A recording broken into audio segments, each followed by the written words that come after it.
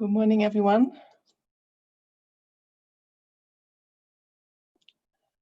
How are you today?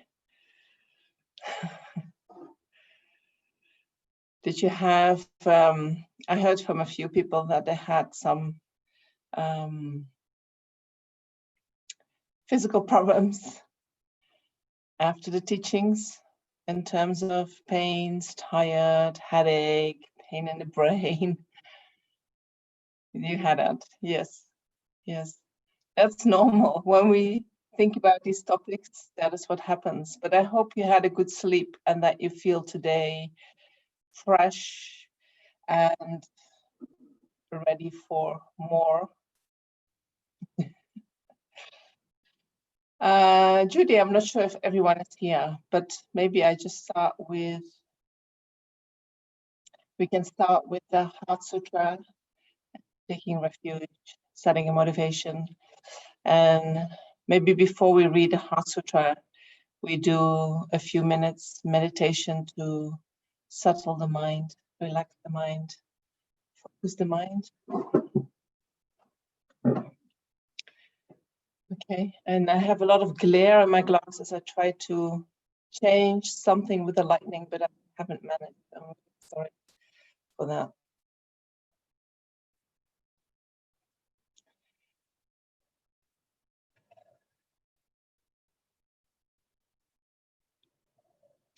So make sure that you sit comfortable.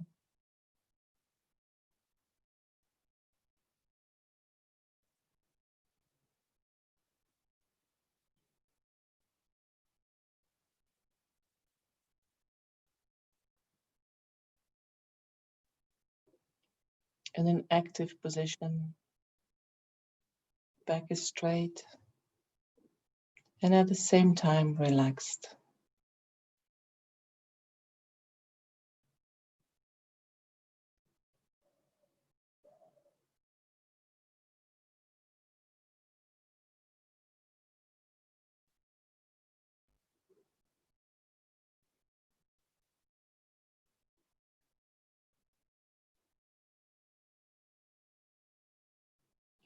And then be aware of your body.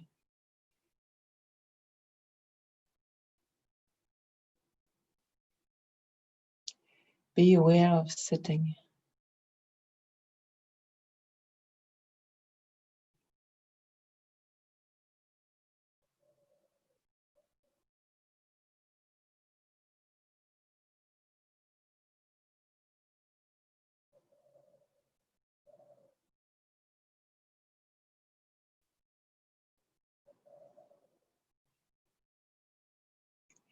And while your awareness is resting on your body, you might feel that some parts of your body are a little tense. Just be with that. Breathe towards it so that I can relax.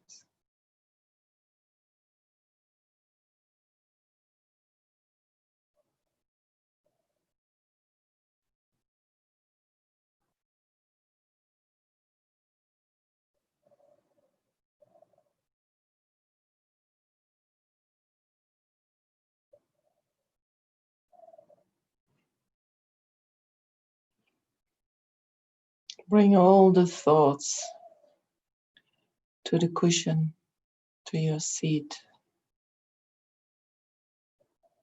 and let them come to rest.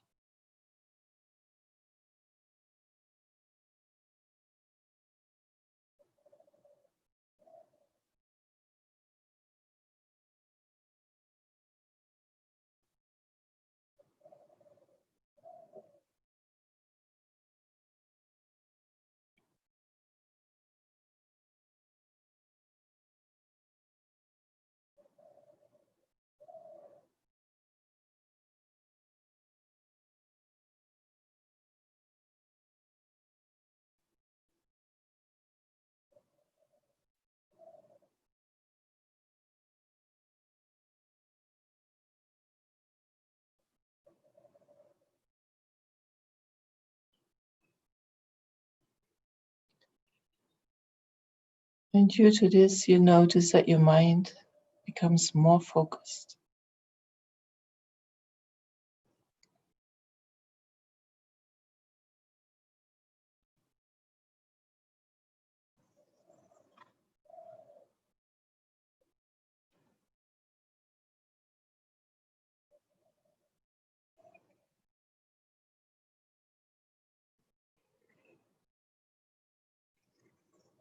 And with that focused mind, we can set a positive motivation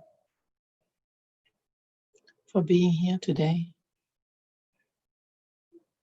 listening, reflecting, meditating on the teachings of the Two Truths.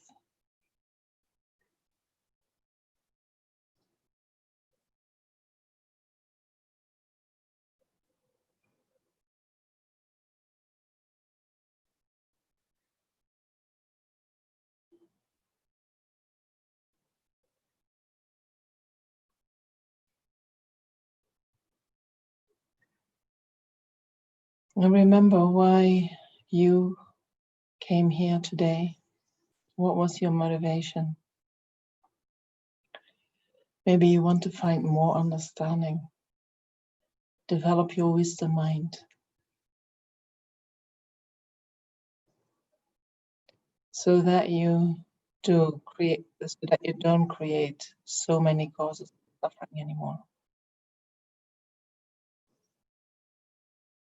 Maybe you even have the motivation that this might help you to become completely free of all suffering. That listening and meditating on these teachings might lead to your liberation from samsara.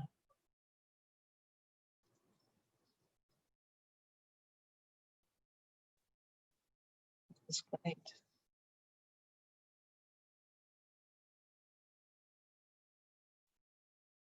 And independence of that, you can think, but I'm not the only one who is suffering. And we are all suffering from the same thing. I only got here. I only have all these causes and conditions that I have in this life due to the kindness of so many sentient beings. So if I would only strive for myself to become liberated, it would be quite selfish.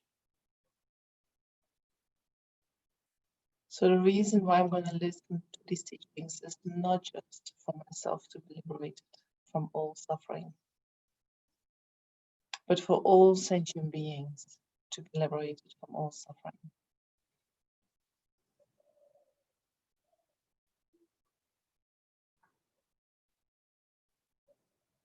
And you are willing to bring whatever understanding you have to these sentient beings.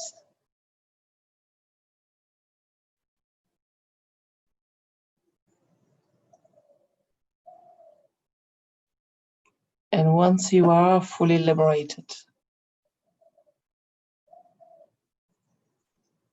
you know in your heart that you're going to use that knowledge, that wisdom, and the compassion that you generated in order to get there, in order to help each and every sentient beings guiding towards their liberation from all suffering, to their perfect happiness.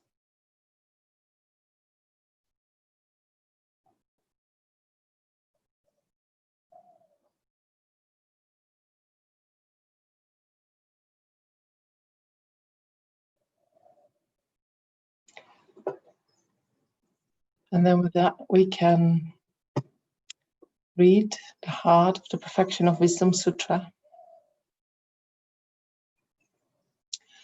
I prostrate to the Arya Triple Gem.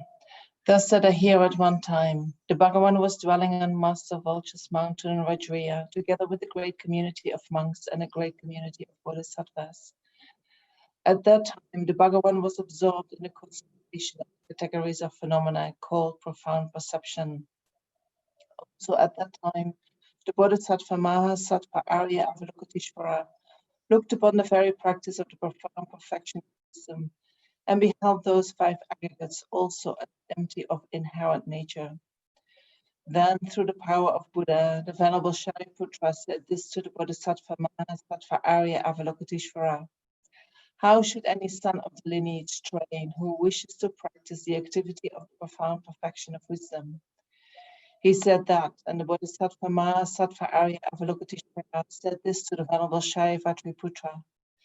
Shariputra, any son of the lineage or daughter of the lineage who wishes to practice the activity of the profound perfection of wisdom should look upon it like this, correctly and repeatedly beholding those 5 aggregates also as empty of inherent nature. Form is empty, emptiness is form. Emptiness is not other than form, and form is also not other than emptiness. In the same way, feeling, discrimination, compositional factors, and consciousness are empty. Shariputra, likewise, all phenomena are emptiness, without characteristic, unproduced, unseized, stainless, not without stain, not deficient, not fulfilled. Shariputra, therefore, in emptiness there is no form, no feeling, no discrimination, no composition factors, no consciousness, no eye, no ear, no nose, no tongue, no body, no mind, no visual form, no sound, no odor, no taste, no object of touch, and no phenomenon. There is no I element, and so on, up to and including no mind element, and no mental consciousness element. There is no ignorance, no extinction of ignorance, and so on, up to and including no aging, and no extinction of aging and death. Similarly, there is no suffering, origination, cessation, and power. There is no exalted wisdom, no attainment, and also no non-attainment. Shariputra, therefore, because there is no attainment, Bodhisattvas rely on and dwell in the perfection of wisdom, the mind without obscuration and without fear. Having completely passed beyond error, they reach the endpoint of nirvana.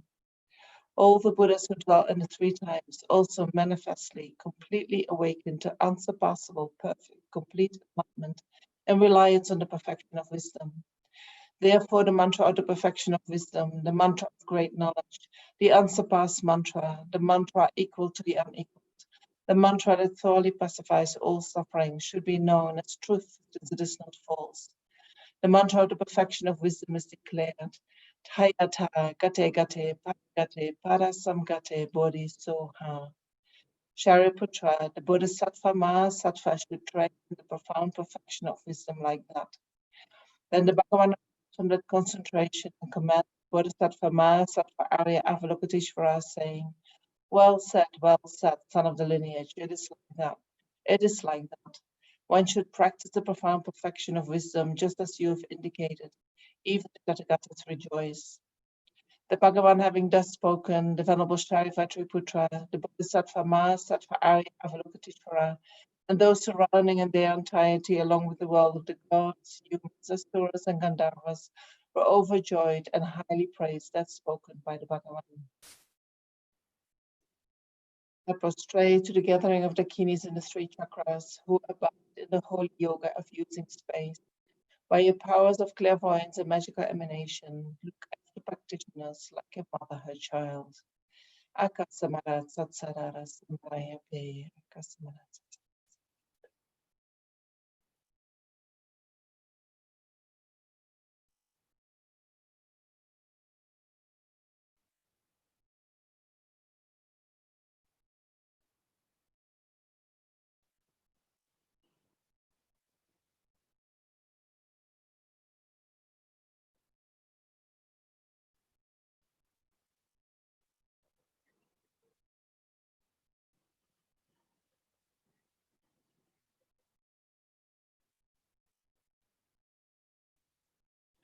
Akasamara Satsadara Samaraya Pe. Tayata Gate Gate Paragate Parasamgate Bodhi Soha. By the teachings of the 3 supreme jewels possessing the power of truth, may inner and outer hindrances be transformed. May they be dispelled. May they be pacified. May all negative forces opposed to be completely pacified. May the host of 80,000 obstacles be pacified. May we be separated from problems and harmful conditions to Dharma. and may all enjoyments be in accord with the Dharma. May there be auspiciousness and perfect happiness here right now. And then we do the refuge prayer. Once in Tibetan and 2 times in English. Sangye chedan sangye chonam la chanchu madu dani kyapsoji nage jinsongi pe sonamgi drona penshya sangye drupashu. I take refuge until I'm enlightened in the Buddha, the Dharma, and the Supreme Assembly. By my merits of generosity and so forth, may I become a Buddha to benefit transmigratory beings. I take refuge until I'm enlightened in the Buddha, the Dharma, and the Supreme Assembly. By my merits of generosity and so forth, may I become a Buddha to benefit transmigratory beings.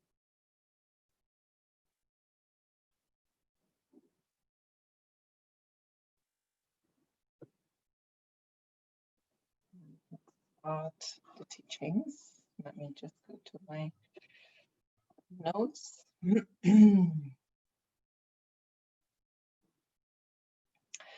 So we are here to use our time for trying to gain some understanding on the truth.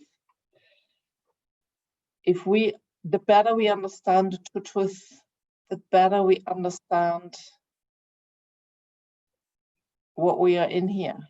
The better we understand cyclic existence, the better we understand samsara, the better we understand why things happen the way we would like them to happen, why our expectations are not in accordance with reality, why so many problems arise. So yesterday, I'll give a little bit recap of yesterday, and then I'll explain what we talked about, what we're going to talk about today.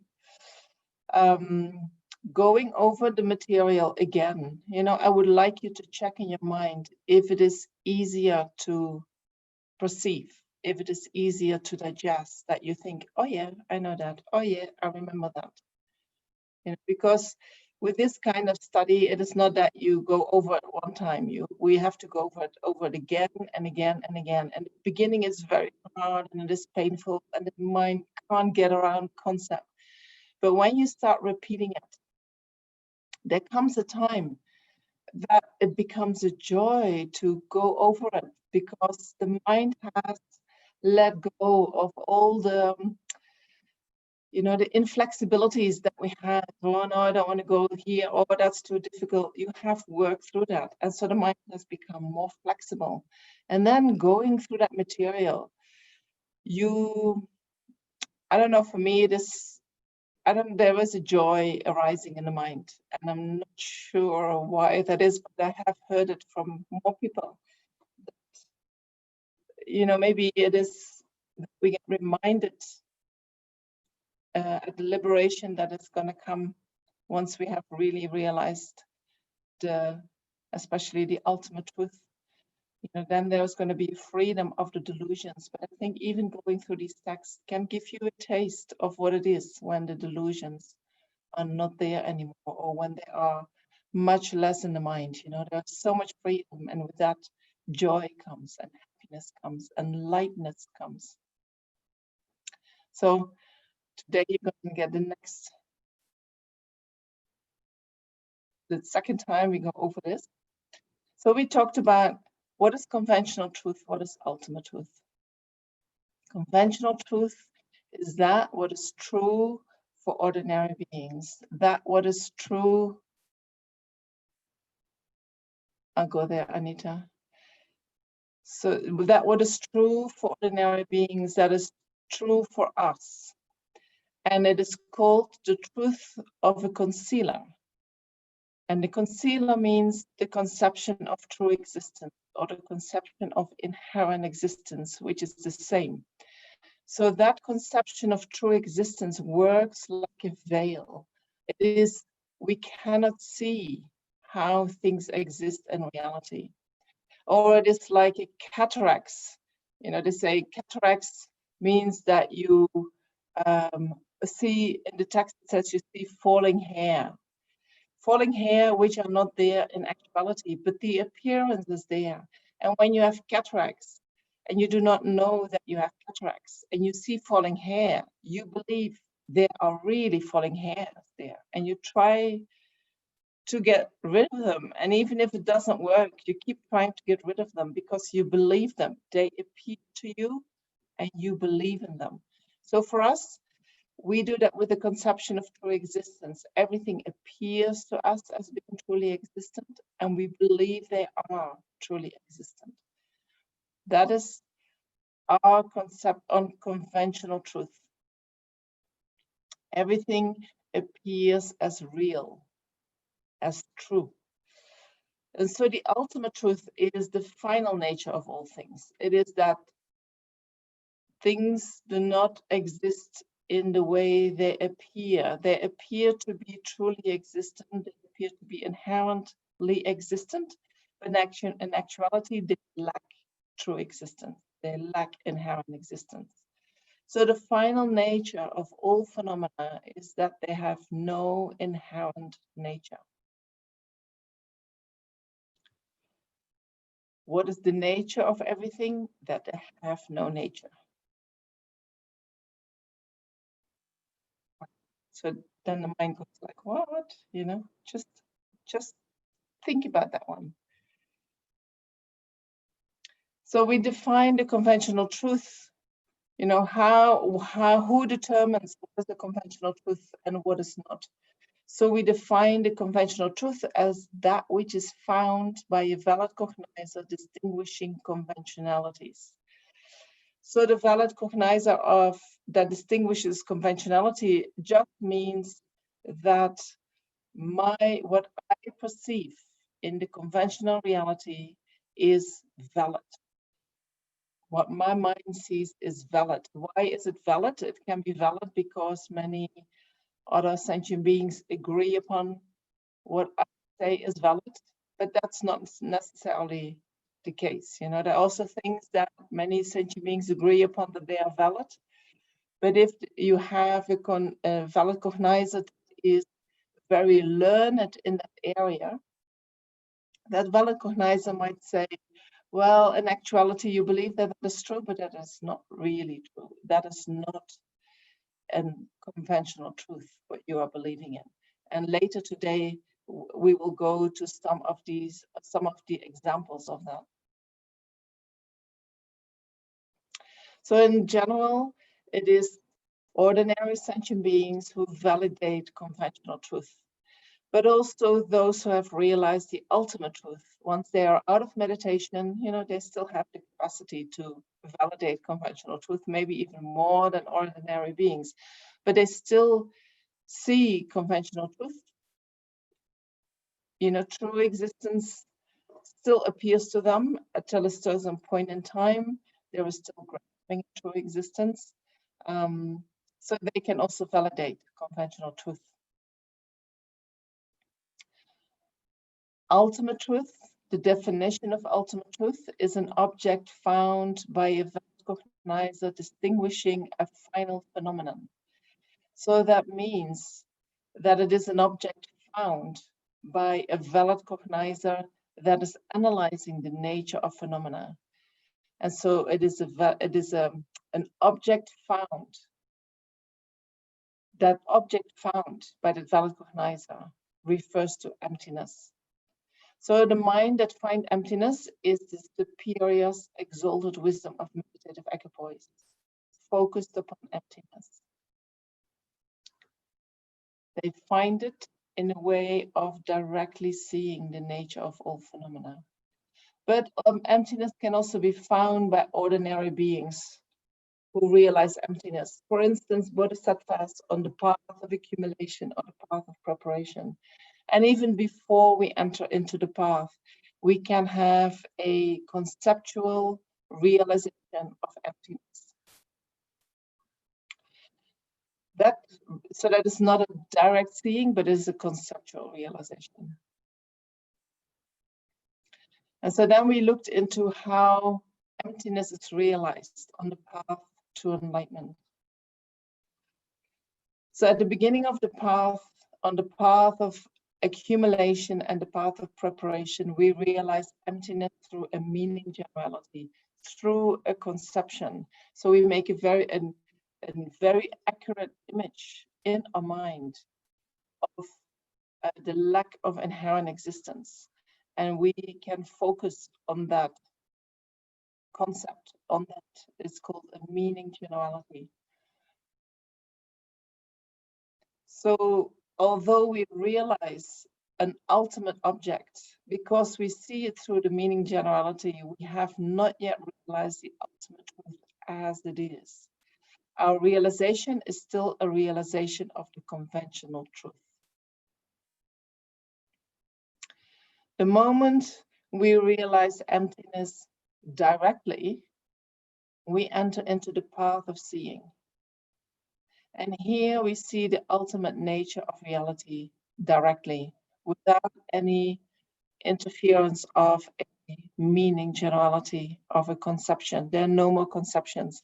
We see it like, you know, I look at table and I see table directly without any conception coming in between. In the same way, I see emptiness directly, like naked. Some they say naked or bare. It's not covered anymore with that conception of true existence. So that mind is an extremely powerful mind. It is a wisdom mind that sees the nature of reality as it is. And because of that, it has a huge power to eliminate the conceptions that are of opposite quality. It has the power to eliminate the conceptions that are grasping at true existence, that are grasping at inherent existence. Right? In order to really eliminate certain conceptions, we need to generate the mind that sees the opposite of that. If I think there is a glass of water here on my table, then the I consciousness that sees there is no glass will eliminate that idea from my mind. Oh, I thought it was like that, but I see it's not true. And my seeing is valid with respect to the conventional world. And so I can believe that there is really no glass of water on the table. All right, so we need to generate a mind that is opposing the afflictions. So first we remove the acquired afflictions, which are all the thoughts that we have about how reality exists. The moment we realize emptiness, we know that they are not accurate. So while we realize emptiness in meditative equipoise, we are realizing the ultimate truth. Then we come out of equipoise, and then we realize the conventional truth again. In equipoise, the ultimate truth. Outside of equipoise, the conventional truth. Once we have realized the ultimate truth directly, and then we come out of that meditation, the conventional reality that we realized doesn't look the same anymore as before we realized emptiness. Before we realized emptiness, everything appeared as being really true. Once we have realized emptiness, we see that things are not really true. They appear like a dream. They appear like an illusion, like a mirage, like it's not real, you know, like when you touch it, is it still real? Does it still feel the way it felt before? And so once we have realized emptiness directly, we familiarize ourselves with that realization. We cannot eliminate with one realization all the conceptions of true existence from the mind and all the appearances of true existence from the mind. We do that in stages. So we go through the path of meditation that is divided into bhumis, or grounds. We go from the first ground to the second ground to the third ground. And what characterizes moving up to the next ground is that we eliminate another layer of the grasping at true existence. And so we do that until we arrive at the 8th ground. And with each and every ground, we have eliminated part of the afflictive obscurations, which is the conception of true existence. And then we arrive at the 8th ground. And on the 8th ground, our mind is uncontaminated, which means in the mind, there are no more conceptions of true existence. Which means that when we view conventional reality outside of our meditation, there is nothing in our mind that would even believe that what we see is existing truly. But because of we still have imprints of true existence, things still appear as truly existent. But we know for 100% sure, 200% sure, nothing exists in the way it appears to us. So it appears as true existent, and at the same time we know that it doesn't exist like that. So these two, they weaken further our belief, not the belief in true existence, but even the seeing of true existence. So then on the 8th, 9th, and 10th ground, we familiarize further, we go further into meditative equipoise focused upon emptiness. And when we come out, we eliminate again a layer of the imprint, which is the appearance of true existence. And so we do that until we arrive at the last moment of being a sentient being, where we still have the most subtle layer of imprints in the mind. And once we have enough merit to counteract, to oppose these imprints, we go into meditative equipoise on emptiness.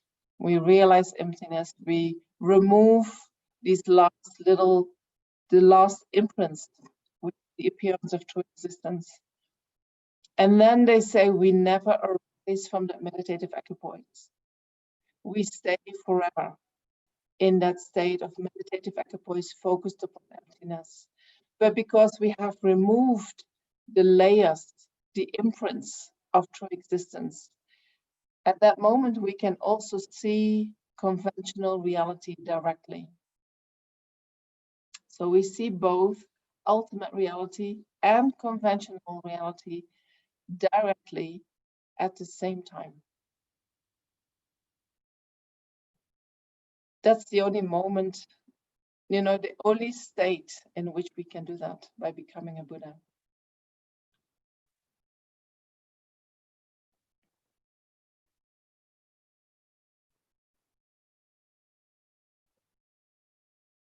So in general, we can say there are 3 types of beings.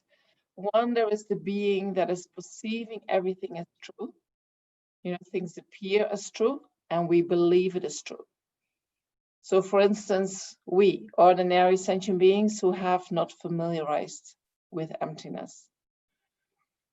And then the second type of sentient beings is those that perceive things to be true. Things are appearing as true, but they do not believe it is true. And these are, for instance, bodhisattvas who have familiarized with emptiness, who have realized the emptiness. The appearance is still there, but no belief. And then there is a certain point in time where there is no appearance anymore. And there is therefore also no belief. So that is when we attain Buddhahood. No appearance of true existence and definitely no belief of true existence. All right. So that in the last session yesterday, we spoke about that all things possess 2 entities. Each and every thing that exists, whether that is a permanent thing or whether that is an impermanent thing, it has 2 entities. It has an ultimate entity, which is the thing found by correct perception, that is the ultimate truth. And it has a conventional entity, which is the thing found by false perception, or the conventional truth. Sometimes we call that also the deceptive truth, or the truth for the concealer. So the ultimate entity is only seen by the superior exalted wisdom and meditative equipoise realizing emptiness. It is the nature of all things. It is the phenomena's own entity. It is its reality. It is its lack of inherent existence. That is how things really exist. That is how things truly exist. Truly, in the sense that once you see that aspect, you know that you're seeing the truth. You know that you're seeing things as they are. There is nothing in between. There is nothing that functions like a veil that deceives you in what you are perceiving. It's the naked truth. So although that ultimate truth is found or established by the meditative equipoise of the superior, it is not established by its own essence. It does not exist inherently. And so this is difficult. It's, we see the final truth of things. And then we somehow think, oh, that must be really true. And we also say that is really true. But it is really true in the sense that it exists in the way it appears. And so we use as a definition for true existence that if something would be truly existence, it would exist in the way it appears. And now I'm saying emptiness is really true because it exists in the way it appears. So that you can think, then it must be truly existent. But that is not how, how to say, although we say that the truth is seen as it exists, that doesn't imply that it is also truly existent. Why not? Because we can investigate emptiness. We can call to mind a conception of emptiness. And then emptiness is not an ultimate truth anymore. It becomes a conventionality. And we say, so how does that exist? I'm talking about emptiness. How does that exist? I start analyzing emptiness. Does emptiness not depend upon anything else?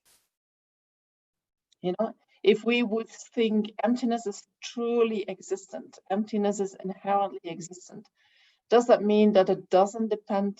That would mean it doesn't depend upon anything else.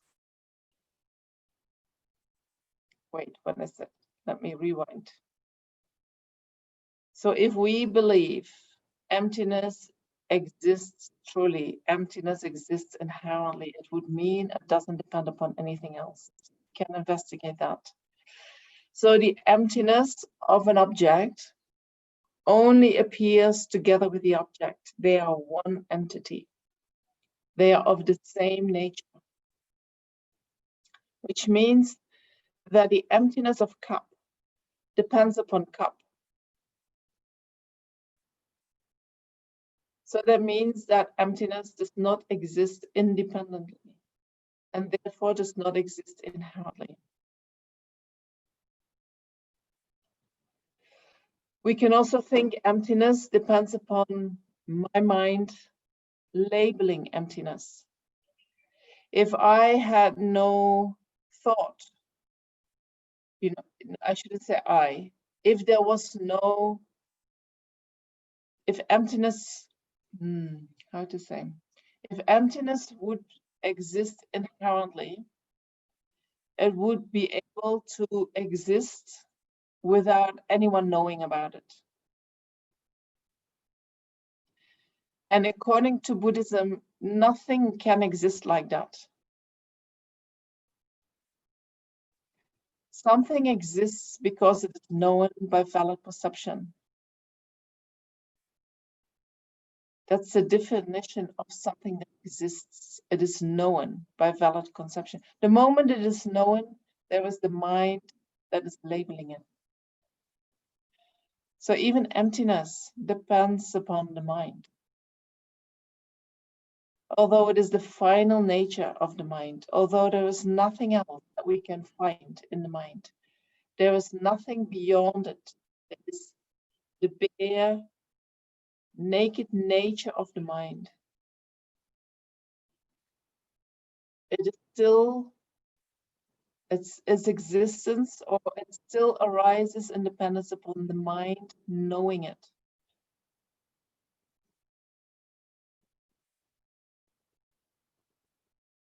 All right, that's so. Is a valid cognizer must be a conventional truth? Yes, it is a conventional truth for ordinary sentient beings. A valid cognizer, we can also call it a conventionality. Once we have realized that things do not exist ultimately, things do not exist as a truth, then we can say, but things still exist. How do they exist? As conventionalities. So whatever arises, whether that is in the mind, whether that is outside of the mind, these are all conventionalities. And as long as we hold on to them as being truth, we can call them conventional truth. So therefore, the mind that realizes, even the mind that realizes emptiness, that mind is in the Prasangika a conventional truth, a conventional reality.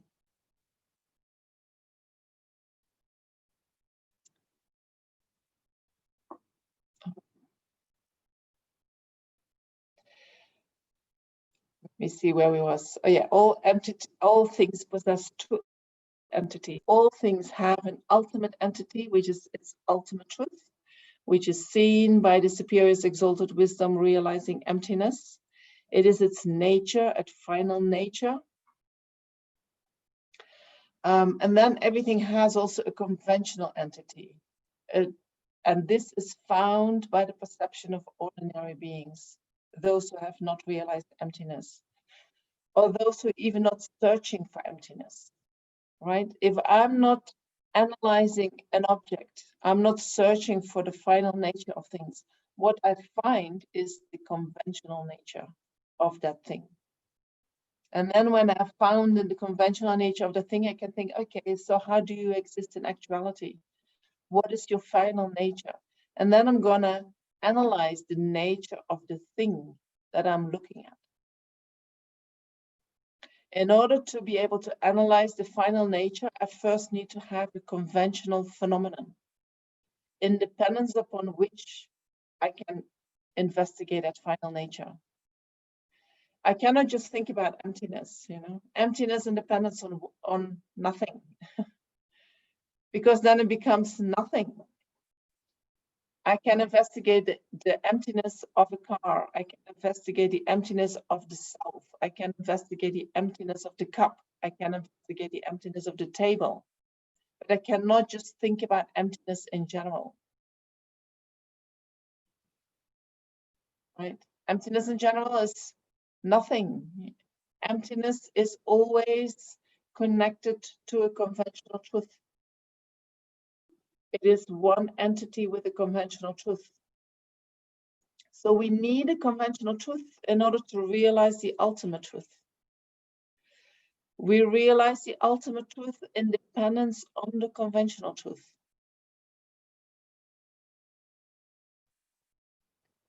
So we're not throwing anything out of the conventional truth, right? We need the conventional truth in order to get access to the ultimate truth. In terms of entity, there is no difference. If I'm looking at something, I'm looking at the table in front of me. The emptiness of the table is not found somewhere else. It is right here in front of me. It is one entity with the table. So if I want to find emptiness of the table, I have to look at the table and see how the table appears to me, and then analyze whether the table exists in actuality like that. And then I find, no, it doesn't exist like that. And when I find that, what I find instead is I find the emptiness of the table.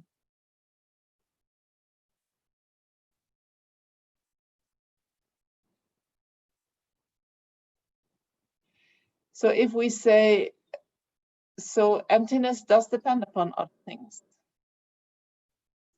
Even the ultimate truth does depend upon the conventional truth. You know, the ultimate truth is only posited independence upon the conventional truth. The conventional truth is posited independence upon the ultimate truth. And although it is the ultimate, that doesn't make it independent. If it was independent, it would have no relationship with the object, with the conventional truth. If emptiness was independent, it would have nothing to do with the conventionally existent table. I would not be able to say that the table and the emptiness of table are one entity. I would have to say, well, they're two entities and they have nothing to do with each other because emptiness is independent.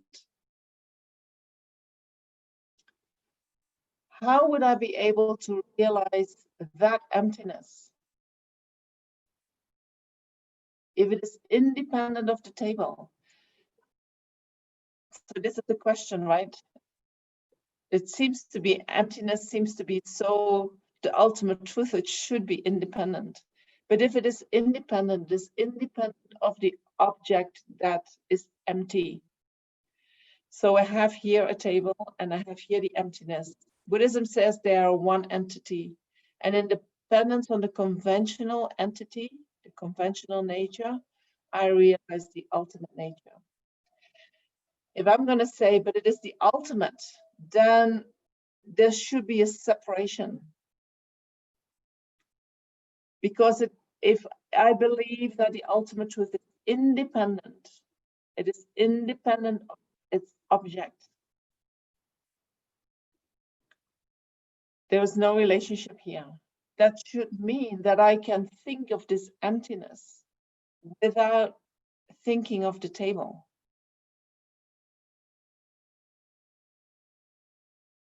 So what is that? You know, how can I think about emptiness without the table? Emptiness means the lack of a certain quality. The lack of a certain quality that I believe is there, but in actuality it is not there.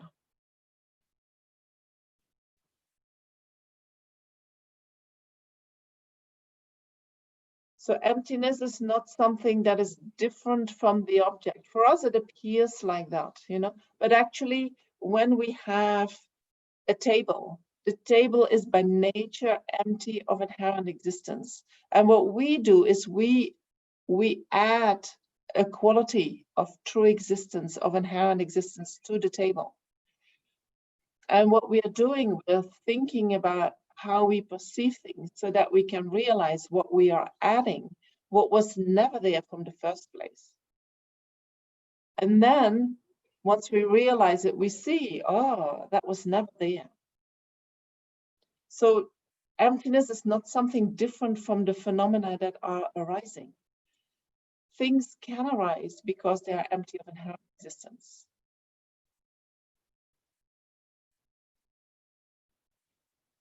If inherent existence was something different than the phenomena would have no capacity to arise. I'm not sure if that's helpful.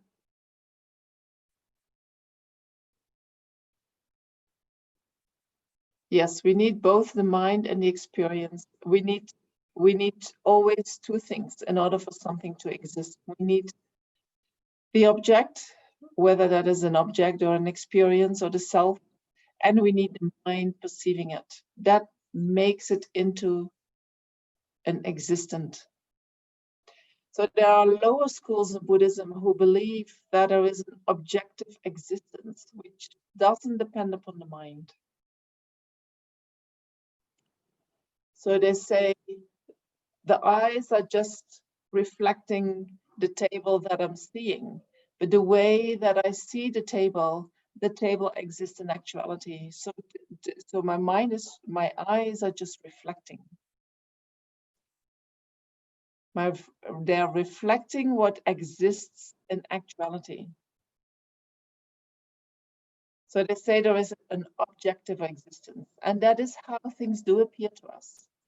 But within the Prasangika school, which is the most subtle view, they say there is nothing that appears independent of the mind. There is no existence anywhere in the universe that exists without a mind knowing it. Because the definition of existence is being known by the mind.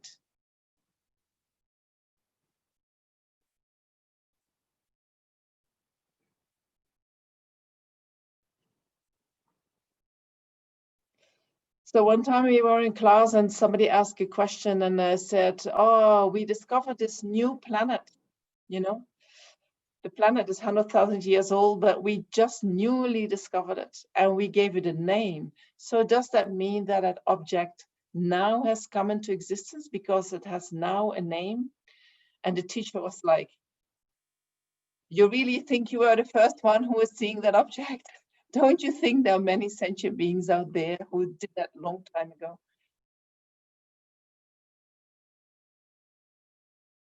Right?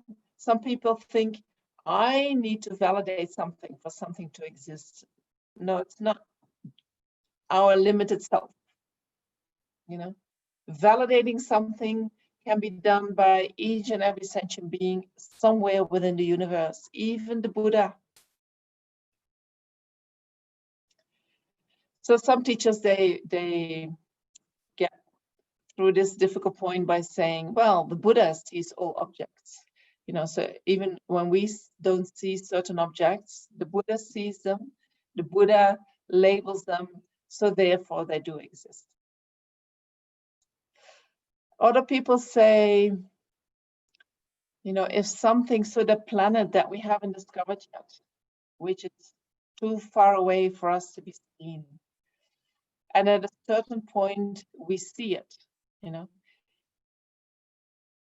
then we can say that was there a long time ago. And the time it was there, it was something that was suitable to be imputed by the mind. Although we as human beings couldn't see it and we couldn't impute it by the mind, it was still an object that if we would have seen it, it would have been suitable to be imputed by the mind. So therefore, it does exist.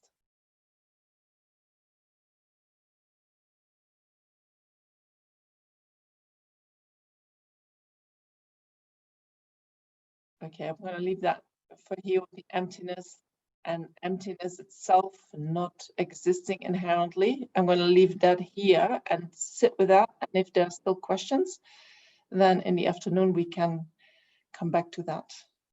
All right. So emptiness is a quality that is present in each and every object of knowledge. There is a conventional basis, and then there is the attribute of it being empty of true existence. And these two are one entity, but different isolates. The only reason why we talk about it like this is because due to the way our mind works, we have covered up part of the nature of each and every object. And we want to uncover that. And in order to uncover that, we need our conceptual mind. And so we need to we need to somehow find a way that we can see that, oh, this is not there. Right? And so we're going to use concepts that, you know, sometimes might be confusing, like, oh, there are two things: conventional reality, ultimate reality. Actually, you know, I would say there is just one reality, but we cannot see that reality because of our ignorance. And so that reality has certain qualities. There are things arising, and things can arise because they are empty of existing from their own side. They are they can arise because they depend upon causes and conditions, because they depend upon the mind labeling them. But that is just how phenomena exist. Right? So in that sense, it's one truth.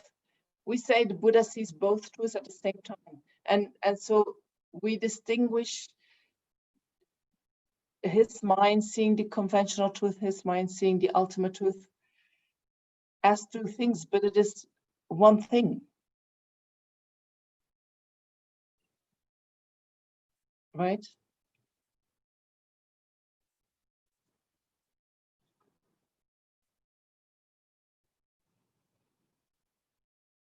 Mm.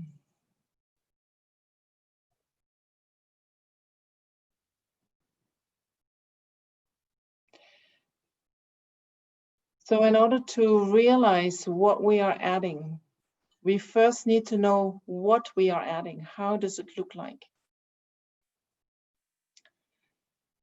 What we are adding is called the object of negation.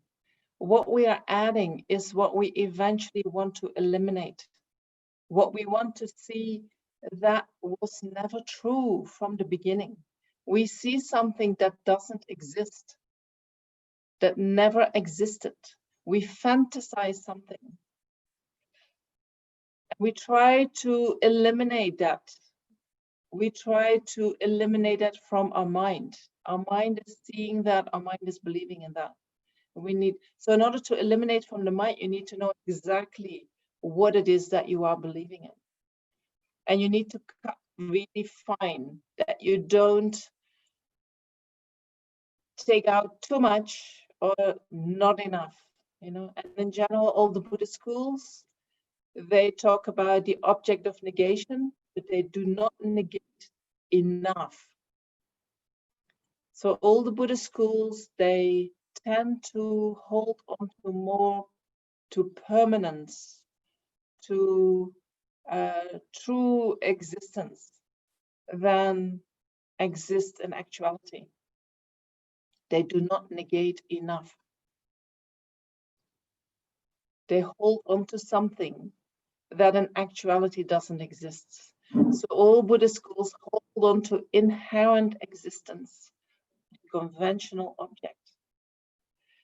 They say there are certain qualities in the object that exist inherently on the conventional level. And Prasangika says, no, inherent existence refers to the ultimate nature of things. And there is no inherent existence in any way, in any object. So we need to be very clear what is inherent existence, because I am imputing that onto an object, while in actuality, it's not there. And then when I'm very clear about inherent existence, I'm going to think, okay, if that object, you know, this is the object, the conventionality, and this is me imputing inherent existence. And then I'm going to meditate, and I know now how inherent existence looks like. And I say, if that object would exist like that, then it would be like this, or it would be like that, or it would be, and I analyze. And at a certain point, I realize that inherently existing object doesn't exist at all. And so then, because of my obscurations, I cannot see what does exist. I only realize what doesn't exist. So my inherently existing object, my inherent existence has covered the whole object. So when I realize that inherently existent object is not there, I see the vacuity, I see the emptiness of that. And then I come out of meditation and I've realized this is not really there. So that means that I know that it is, so it becomes a little bit less attached to the object. And I can see, oh, this is not really there. I get some space from true existence, from seeing true existence. And I start to see that there is a conventionally existent object which appears not that real anymore, because my grip of true existence holding onto it is less strong. So I can see it is not that real.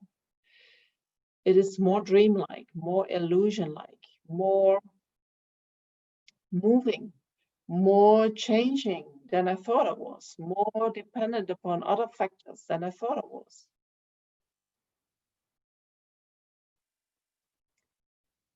And then you can think, okay, you know, if this is not there, then how does it exist? And you start thinking about dependent arising, depending on causes and conditions. And when you do that, the group becomes less strong.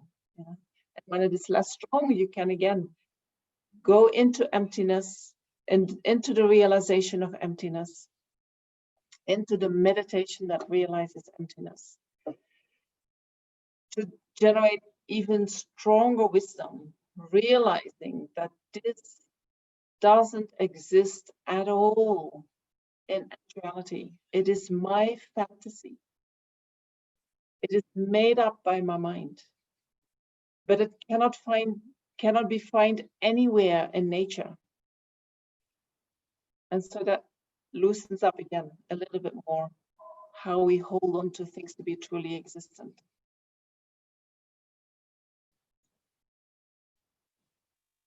All right, does that make sense?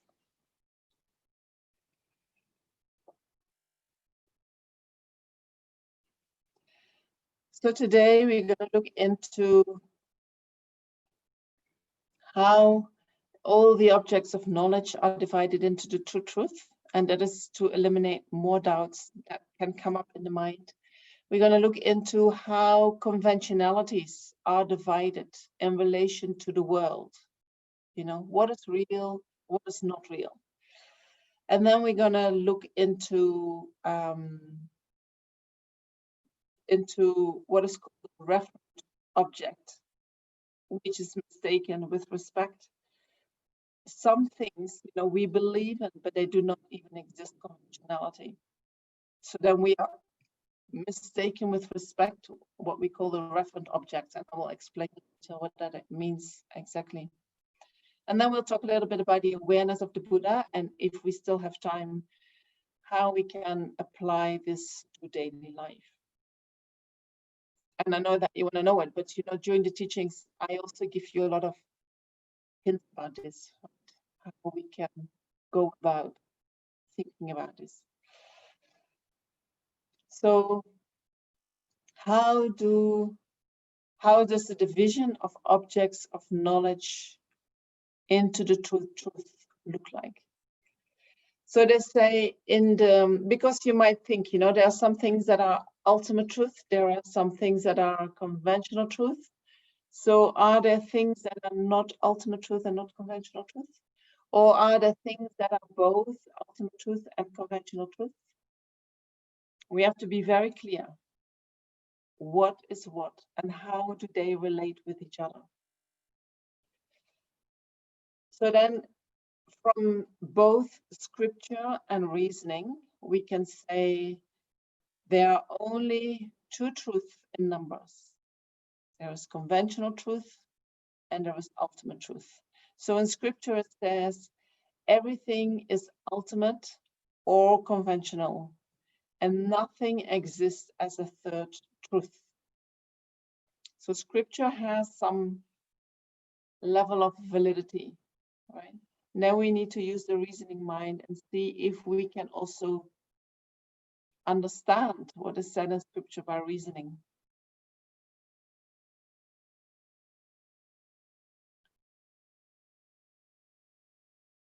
So if we talk about something as either conventional truth or it is ultimate truth, then we can say a conventional truth is the object found by a knower of conventionalities, while the ultimate truth is the object found by the superior's exalted wisdom of meditative equipoise. So for instance, the cup. The cup is the conventional truth. The cup itself is the core's conventional truth. The cup being imputed independence on its ability to perform a function, or independence upon its basis of designation, is a subtle conventional truth. When I realize that the name and the image cup is coming from my mind, and I have imputed this on an object which is the basis, which is a valid basis for this imputation, then I can see that is a more subtle level of understanding what cup is, right?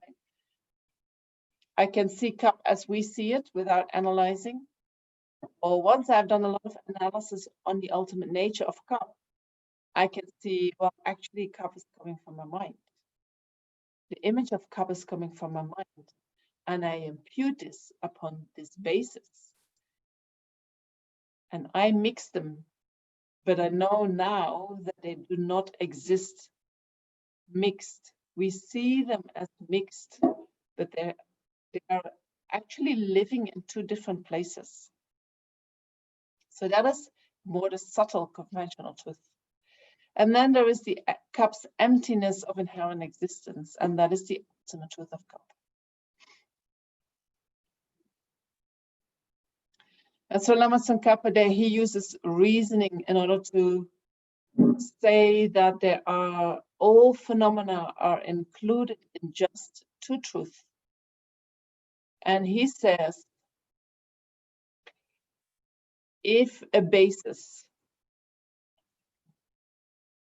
is affirmed to be an object that is false, it is necessarily eliminated as being non-deceptive.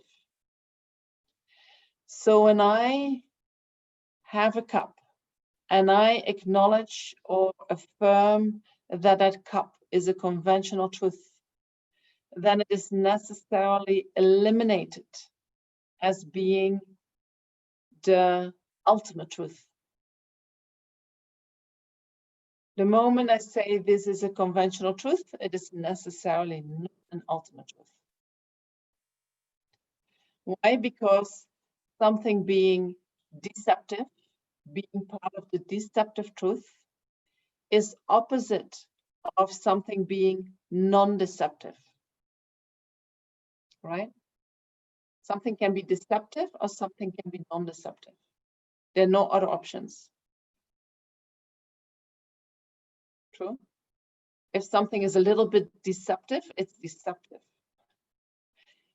Only when something is totally free of being deceptive, it is non-deceptive. They are opposite, and something is either this or it is that, but it cannot be something else.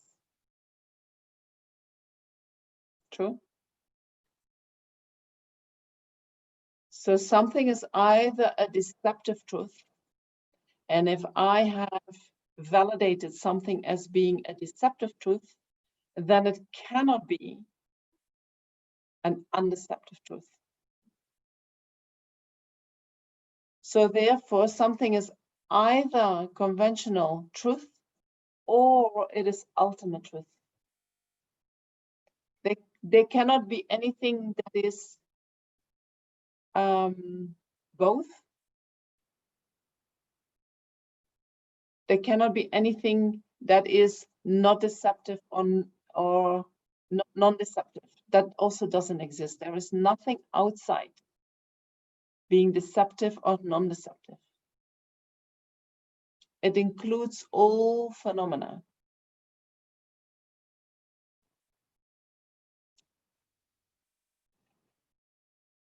So deceptive and non-deceptive, they say they abide a mutual abandonment. They are a direct contradiction.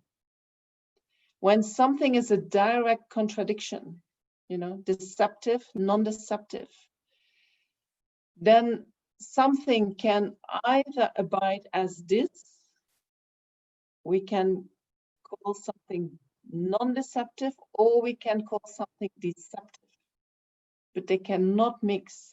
So they live or they abide a mutual abandonment. They are separated from each other.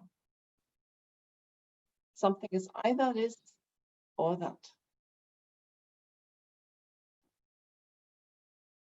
Is that clear? So this is called the conventional truth and ultimate truth. They are a pair which are directly in contradiction to each other.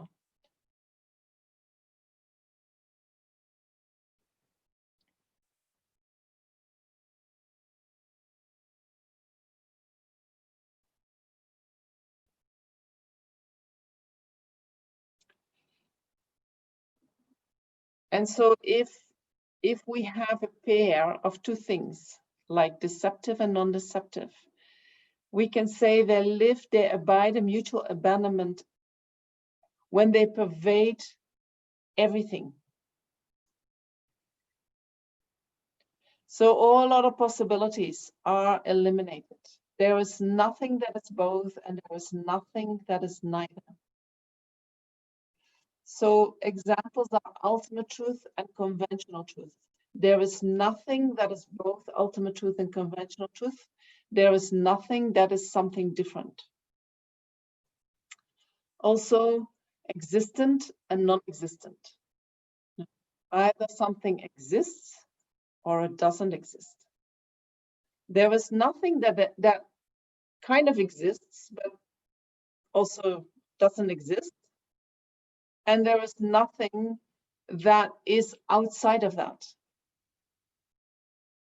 There is nothing that doesn't exist and also doesn't not exist. Existing and non-existing pervades everything. Something is either this or that, no other possibility. So that is living in abiding in mutual abandonment. One and many is something like that too. Something is either one or it is many.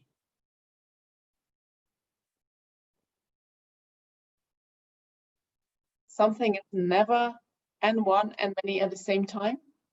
And there is also nothing outside something being one or many. When something exists, it is either one or it is many.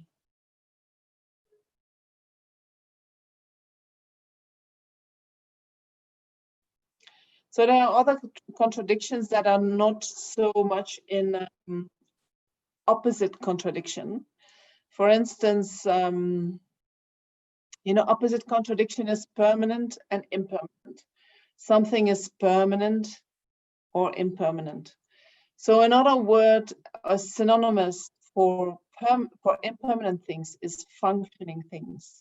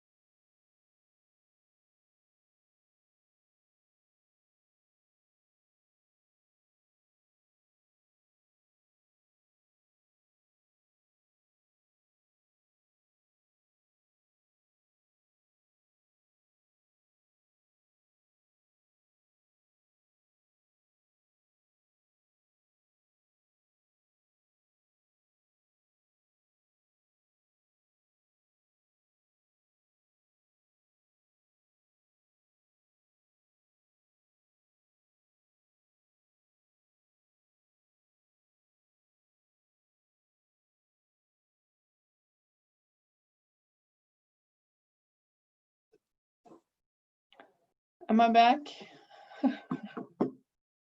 Can you see me? I'm still having a power cut, but I have another internet connection, and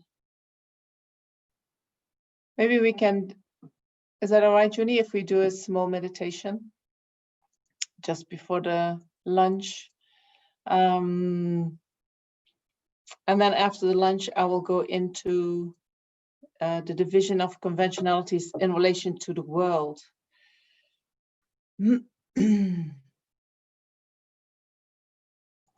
I think we said enough about mutual abandonment that there are only two possibilities. It is either one or the other. Nothing is neither, and nothing exists outside of that. So the two truths, conventional truth and ultimate truth, are related like that. They are a pair that abide in mutual abandonment. There is nothing that is both ultimate truth and conventional truth, and there is nothing that is neither. There is no third truth. And so you can use this information to reflect, to get certainty about this. You know, because sometimes the mind thinks, oh, but maybe there is something that is in between, or maybe sometimes it is like that and sometimes it is like that. So the more you get conviction about this, the mind becomes very clear and sharp. All right. So we can do a small meditation to let us all sink in, to digest this.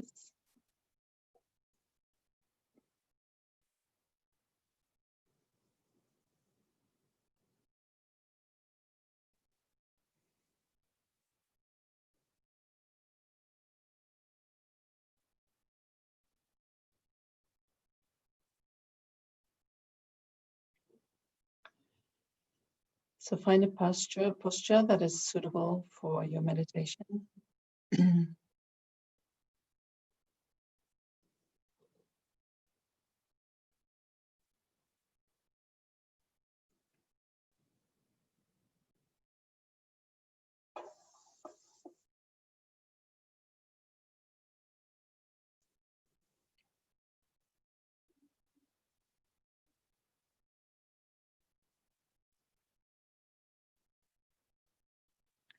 And give your mind a few minutes in order to settle down.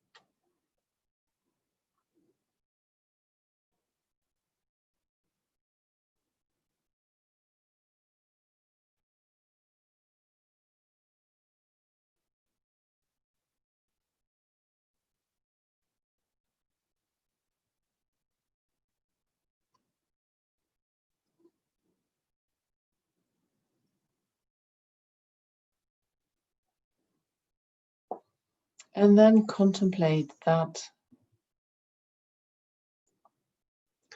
we are living in a vibrant reality.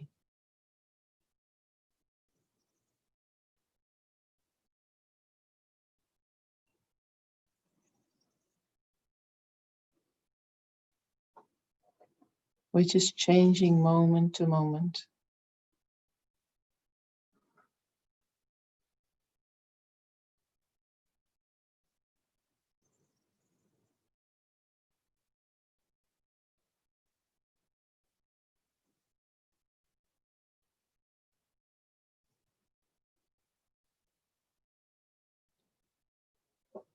we can experience that vibrant reality in our body.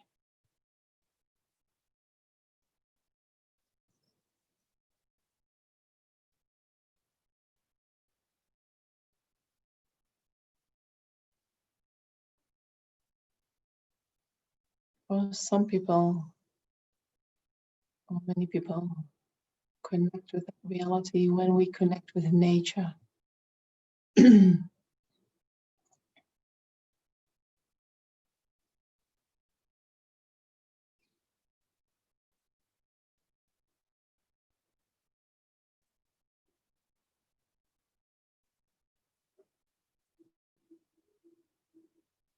And maybe you can call to mind that when you go in springtime into nature, into the forest, there is this zooming energy. You know, everything's full of energy, ready to open up. This is zooming.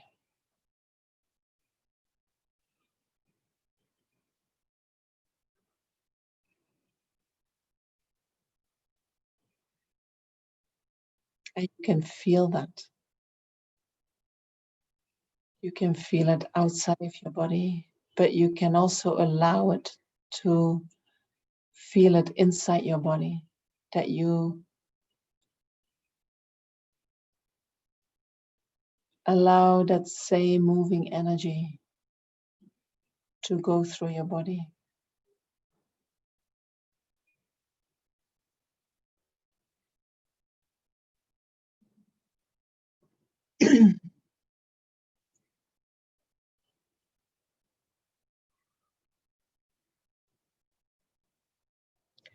And within that vibrant energy, there is nothing that is stagnated.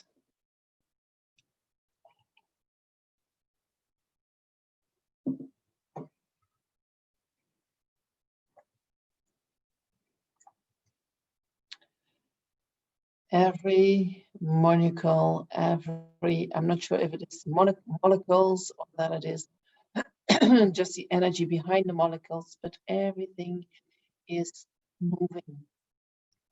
And when things are moving, things are changing. Even if they are resonating, just resonating, there is still a movement happening there.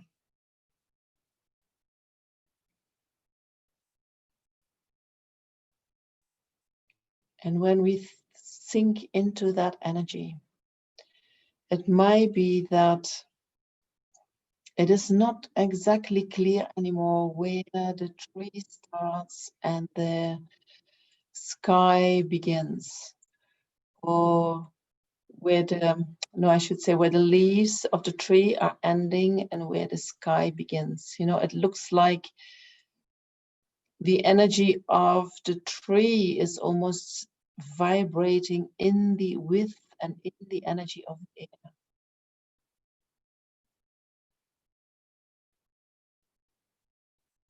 So this sharp contrast between things, between the tree and the air, or between one tree and another tree, they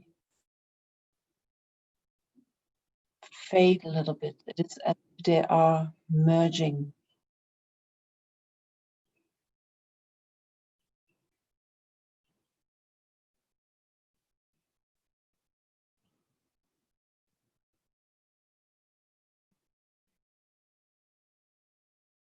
And if we allow that energy to come into our body,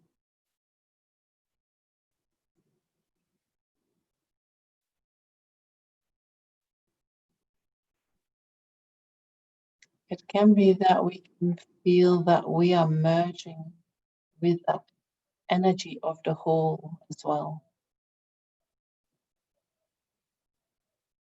And that we forget about the I.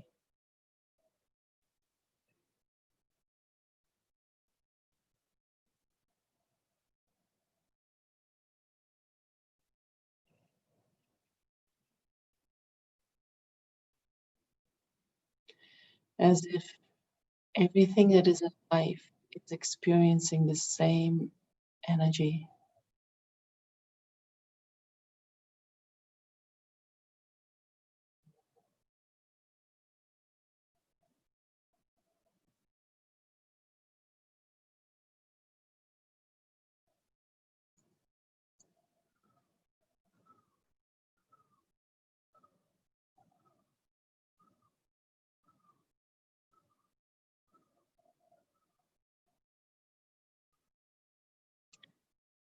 And as long as we stay with our experience, we can tune into that.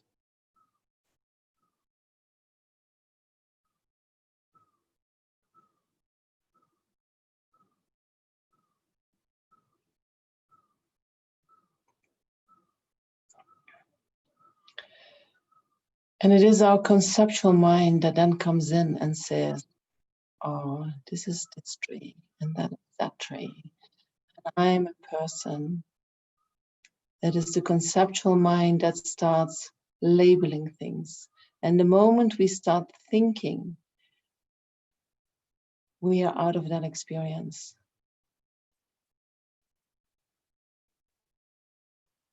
We lose connection with the experience.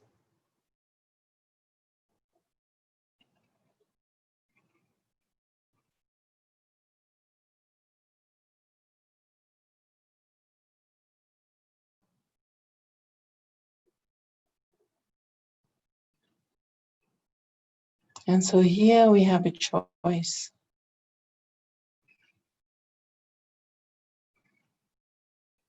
You can choose to stay with the experience.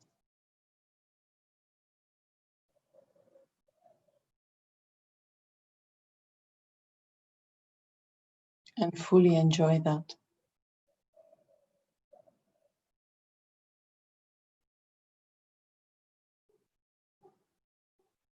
And if you can observe the changes that are happening in your body, moment to moment,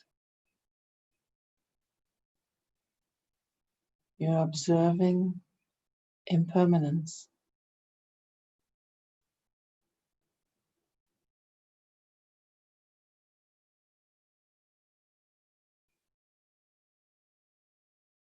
And that is how things exist.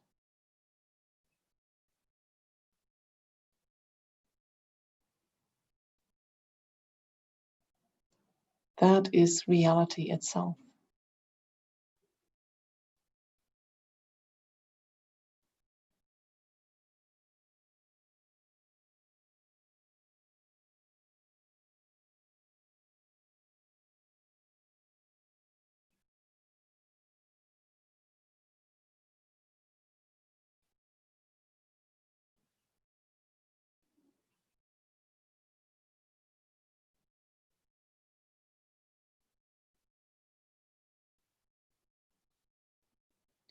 And although we don't have any words there, we don't use our conceptual mind, that doesn't mean there is nothing. We can feel full. We can feel that each and every aspect of our being is present, is vibrating, is alive.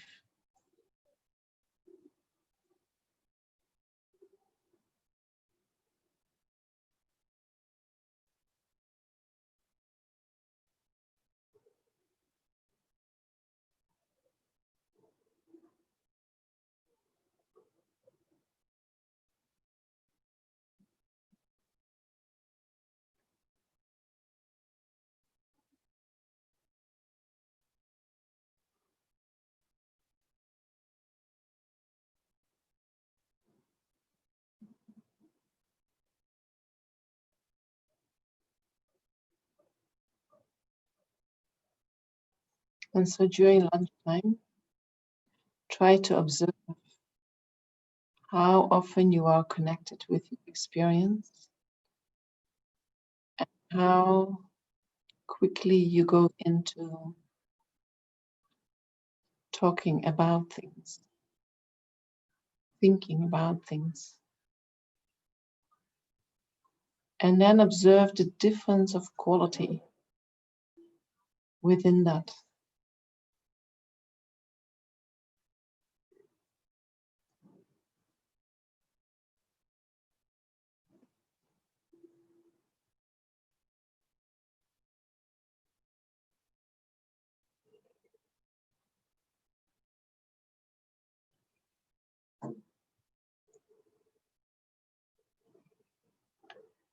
And then we can leave the meditation here.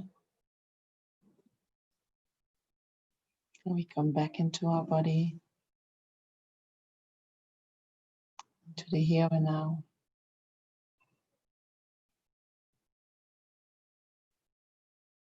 And when you feel ready, you can open your eyes.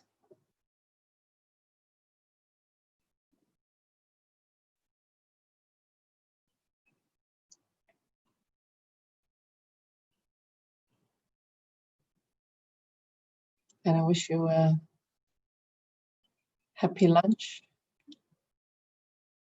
And I see you in an hour at 1 o'clock. Right?